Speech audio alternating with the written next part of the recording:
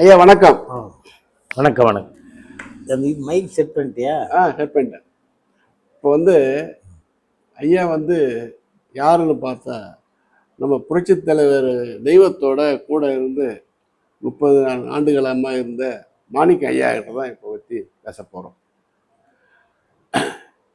வருகின்ற சட்டமன்ற எலெக்ஷனில் 2026 சட்டமன்ற எலெக்ஷனில் ஐயாவோட துணை இல்லாத, ஐயாவோட ஆசீர்வாதம் இல்லாத, புரட்சித் தலைவர் எம்ஜிஆருடைய ஆசீர்வாதமும் புரட்சித் தலைவி அம்மாவுடைய ஆசீர்வாதம் இல்லாத ஜெயிக்க முடியாது, வெற்றி பெற முடியாதுன்னு ஐயா சொல்கிறாங்க. ஆமாம், அவங்க 2 பேருமே தெய்வ பிறவி. அந்த தெய்வத்தோட அருளால் தான் நம்ம ஆட்சி அமைக்க முடியும் அப்படின்றது தான். வருகின்ற 2026 சட்டமன்ற எலெக்ஷனில் நம்ம அண்ணா திராவிட முன்னேற்ற கழகம் வெற்றி பெறுவதற்கு என்னுடைய முதல்கண் வணக்கத்தை தெரிவிச்சுக்கோங்க. யார் முதலமைச்சராக வருவார்கள் என்றால் அந்த கேள்விகளுக்கு இப்போ பதில் கிடைக்கும். முதல்ல நம்ம என்டிஏ கட்சியான பாரத பிரதமர் நரேந்திர மோடிஜி அவர்களுக்கும் நம்மளது எதிர்க்கட்சி தலைவராக இருக்கும் எடப்பாடியார் அவர்களுக்கும் இந்த காணொளி மூலமாக சில செய்திகளை இப்போ நம்ம பேச போகிறோம். அந்த செய்திகளை பின்பற்றி நடக்கும்போது நமக்கு 200 தொகுதிகளுக்கு மேலே வெற்றி வாய்ப்புகள் கிடைக்கும். நம்ம ஏதோ வந்தோம், எலெக்ஷன் நின்னோம் போனோன்றதை விட எல்லாமே தெய்வம் எம்ஜிஆருடைய, புரட்சித் தலைவர் எம்ஜிஆரோட அருளால் தான் எல்லாமே கிடைக்கும். அவர் ஒரு அவதார புருஷன். அவரை முன்னிலைப்படுத்தினால்தான் நமக்கு வெற்றி வாய்ப்பு கிடைக்கும். அவரை முன்னிலைப்படுத்தல, புரட்சித் தலைவர் அம்மா முன்னிலைப்படுத்தலைன்னா வெற்றி வாய்ப்பு கிடைக்காது. இன்னும் ஒரு முக்கியமான காரணம், புரட்சித் தலைவி ஐயா முற்பிறவியில மன்னராக பிறந்தவர். தெரியுதுங்களா? அப்ப தென்னிந்தியாவை பூரா ஆண்ட பல்லவ மன்னராக ஐயா பிறக்கிறார். அப்பொழுது மகாராணியாக நமது அம்மா தான் அப்பொழுது அந்த காலத்துல சுமார் 1600 ஆண்டுகளுக்கு முன்னாடி நமது புரட்சித் தலைவி அம்மா தான் அப்போது அவருக்கு மகாராணியாக இருக்கிறார். அவர்களுக்கு 2 பேருக்கு பிறந்த பிள்ளைதான் காஞ்சிபுரத்தில் உள்ள கைலாசநாதர் கோவிலையும் மாமல்லபுரத்தில் இருக்கிற கடற்கரை கோவில் மற்ற சிற்பங்களையும் கட்டியது நம்ம புரட்சித் தலைவருடைய அம்மாவுக்கும் பிறந்த பிள்ளைதான். 1600 ஆண்டுகளுக்கு முன்னாடி கட்டினார். இப்பொழுது அவர் மறுபிறவி எடுத்து இருக்கிறார். அந்த 2 தெய்வங்களுடைய, புரட்சி தலைவருடைய ஆன்மாவும் புரட்சி தலைவியோட ஆன்மாவும் அந்த அவருடைய முன்ஜென்மத்து மகனை முன்னிலைப்படுத்தணும் கட்சிக்கு. அதுக்காக தான் பல இந்த கட்சியில பல சிக்கல்கள், பல நிகழ்வுகள் எல்லாத்தையும் நடத்துறவங்களே ஐயாவும் அம்மாவும் தான் நடத்துறாங்க. இப்ப அந்த மன்னர் பரம்பரையில வந்த அந்த மாமல்லபுரத்து கடற்கரை கோயிலும் காஞ்சிபுரம் கைலாசநாதர் கோயில் கட்டி இருக்கிறாரு சொல்றாரு இல்லைங்களா? அவரை நம்ம எப்படி தெரிஞ்சுக்கிறது அப்படின்னு கேள்வி. அவரை தெரிஞ்சுக்கணும்னா அவர் தெய்வ பிறவி. உங்களுடைய குலதெய்வத்துக்கிட்டேயே கேளுங்க. அம்மாவுக்கும் ஐயாவுக்கும் பிறந்த முன்ஜென்மத்தமாக இந்த கோயிலை கட்டியவர் இப்பொழுது இருக்கிறாரான்னு உங்க குலதெய்வத்திட்ட கேளுங்க. உங்க குலதெய்வமே அதுக்கான பதில கூறுவாங்க. இருக்கிறார், இந்த இடத்துல இருக்கிறார், இதுதான் நடக்கும். நாளைக்கு என்ன நடக்க போதோ மனிதர்களால சொல்ல முடியாது. ஆனால் ஒவ்வொரு வேட்பாளரும் கேட்கலாம், இல்லை கட்சியில முதன்மையா இருக்கணும் கேட்கலாம், கூட்டணி கட்சியில இருக்கிற என்டிஏ கட்சியில இருக்கிற பிஜேபி கட்சியில இருக்கிறவங்களும் ஆன்மீக கட்சி அது அவங்களும் கேட்கலாம்.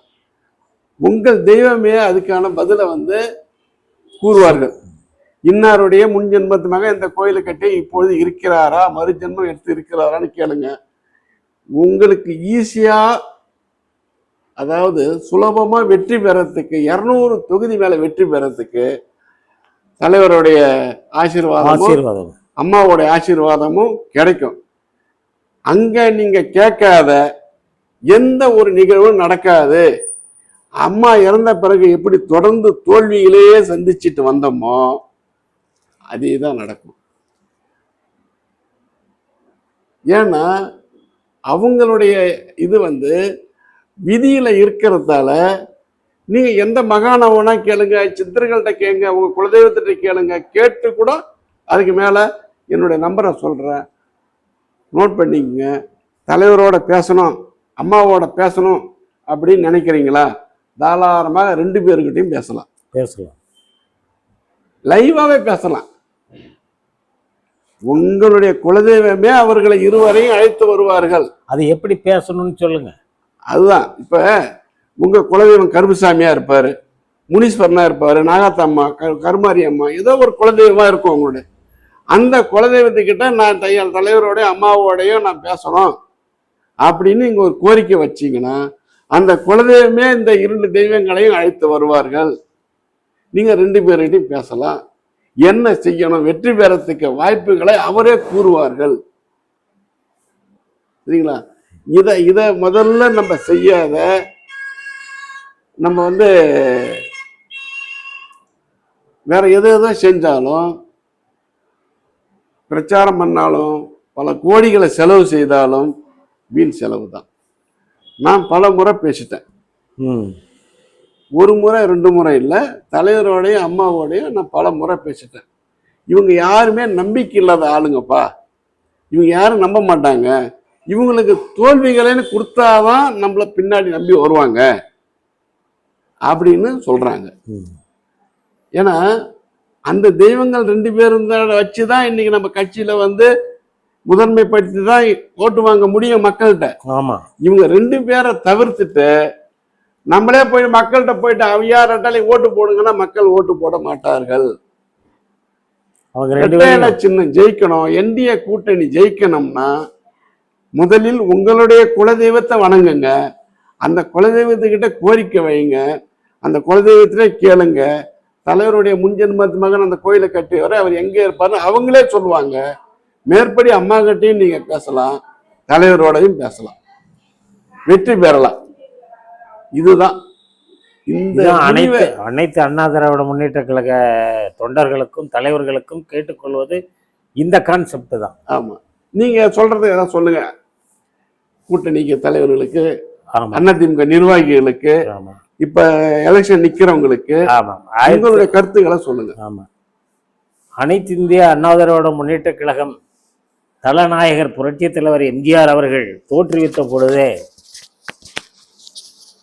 அவர் கட்சி ஆரம்பிச்சு முதல் எலெக்ஷன் திண்டுக்கல் தொகுதியில் மாயத்தேவர் எம்பி ஜெயிச்சதிலிருந்து 14 ஆண்டுகளாக வனவாசம் அனுப்பியது போல் மாற்றுக் கட்சியினரை வனவாசம் அனுப்பி 14 வருஷம் கிட்டே நெருங்க முடியாத அளவுக்கு பண்ணார் புரட்சி தலைவர்.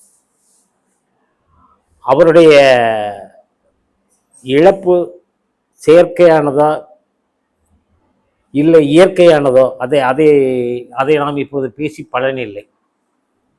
இப்பொழுது புரட்சி தலைவர் அவர்களும் புரட்சி தலைவி அம்மா அவர்களும் நிறைந்த ஆத்மாவாக இருக்கிறார்கள். அந்த ஆத்மாவுடைய ஆசீர்வாதமும் அவர்களை நாம் ஒரு அருள்வாக்கு சொல்வர்கள் மூலமாக வரவழைத்து அவர்களிடம் பேசலாம். அவருடைய சிந்தனைகளையும் அவருடைய அறிவுரைகளையும் கேட்கலாம். அதை தான் இந்த காணொலி மூலம் நான் உங்களுக்கு அனைத்து இந்திய அண்ணா திராவிட முன்னேற்ற கழக தொண்டர்களுக்கும் பொதுமக்களுக்கும் சொல்லிக்கொள்வது, வேண்டிக் கொள்வது, புரட்சி தலைவர் அவர்களையும் புரட்சி தலைவி அம்மா அவர்களையும் அருள்வாக்கு சொல்லுபவர்களுடைய உருவத்திலே வரவழைத்து பேசி அவர்கள் சொல்லக்கூடிய அறிவுரைகளை கேட்டு அதன்படி நாம் இந்த தேர்தலை சந்திக்க நேர்ந்தால் கண்டிப்பாக நாம் வெற்றி வகை சூடலாம் என்பதுதான் என் கருத்து. தீய சக்தியை விரட்டணும். ஆமா, அதிமுக ஜெயிக்கணும். இதுதான் நம்மளுடைய கான்செப்ட். இதுக்கு அவங்களுடைய இல்ல நான் நம்ப மாட்டேன், அது கிடையாது இது கிடையாதுன்னா உங்களுடைய தோல்வியை அந்த இறைவனாலேயே தடுக்கும். யாராலையும் உங்களை தடுக்கவே முடியாது. ஆகவே அனைத்து தொண்டர்களும், அனைத்து இந்திய அண்ணா திராவிட முன்னேற்ற கழக தொண்டர்களும் தலைவர்களும் நிர்வாகிகளும் இதை கருத்தில் கொண்டு இதற்கு அடுத்து நம்ம ஸ்டெப்பு இந்த குறுகிய நாளில் இப்போ ஏப்ரல் 23ஆம் தேதி எலெக்ஷன் வரணும், அதுக்கு முன்னாடியே அதுக்கு முன்னாடி இல்ல, இன்னைக்கே இது என்னைக்கு வீடியோ பாக்குறீங்களோ ஆமா இதே பல பேர்த்த ஷேர் பண்ணுங்க. ம். ஐயா மோடி ஜி அவர்களிடம் செல்ற இந்த வீடியோ போற வரைக்கும் ஷேர் பண்ணுங்க. ஆமா நம்ம எடப்பாடி ஐயாட்ட போற வரைக்கும் ஷேர் பண்ணுங்க. அவங்கள எத்தனை பேர் மகான்ட்ட ஓடான்னு பேசட்டும். இது உண்மையா, இந்த கோயிலை கட்டி இப்ப இருக்காரா, அவர் மூலியமா தான் நடக்குமா அப்படின்றத அவர்களே சொல்லிடுவாங்க. ம். முதலில் உங்களுடைய குலதெய்வத்தை நம்புங்க. ம். அவங்களே அதுக்கான வழியை காட்டுவாங்க. ஆமா நான் குலதெய்வத்தையும் நம்ப மாட்டேன், யாரையும் நம்ப மாட்டேன், பணம் இருக்குது, நான் வாரி அரைச்சி ஓட்டு வாங்கிடுவேன் நினைச்சீங்கன்னா நடக்காது, வெற்றி கிடைக்காது. ஆமா. தீய சக்தி ஈஸியா உள்ள நுழைஞ்சிடும். இதுதான் நம்மளுடைய கட்சி ஜெயிக்கணும்ன்றதுக்கான ஒரு வழி, குறிக்கோள். இந்த வீடியோவை முக்கிய அதிமுக நிர்வாகிகளுக்கும் இந்திய கட்சியில் இருக்க பாரதிய ஜனதா கட்சியில் இருக்க நிர்வாகிகளுக்கும் அனைவருக்கும் ஷேர் பண்ணுங்க. ஷேர் பண்ணிட்டு அவங்களுடைய கருத்துக்களை நீங்க என்ன தெரிவிக்கணும்னா நம்பர் சொல்றேன், ஃபோன் பண்ணுங்க. ஐயாவோட நம்பரையும் சொல்றேன், 8248517632. இன்னொரு முறை சொல்றேன், 8248517632 நம்பருக்கு கால் பண்ணி உங்களுடைய எந்த சந்தேகத்தை வேணாலும் நீங்க பேசலாம். நான் தலைவரோட பேசணும் ஆசைப்படுறேன், நான் அம்மாவோட பேச ஆசைப்படுறேன், எனக்கு அம்மாவோட ஆசீர்வாதம் வேணும் அப்படின்னு கேட்டீங்கன்னா உங்க குலதெய்வமே ஆட்சிக்குன்னு வர அளவுக்கு நம்ம ஏற்பாடு பண்ணலாம். இந்த பதிவை அனைத்து தொண்டர்களுக்கும் வெற்றிக்கே நீங்க தான் துணை இருக்கணும். ஆமா. நன்றி, வணக்கம். வணக்கம்.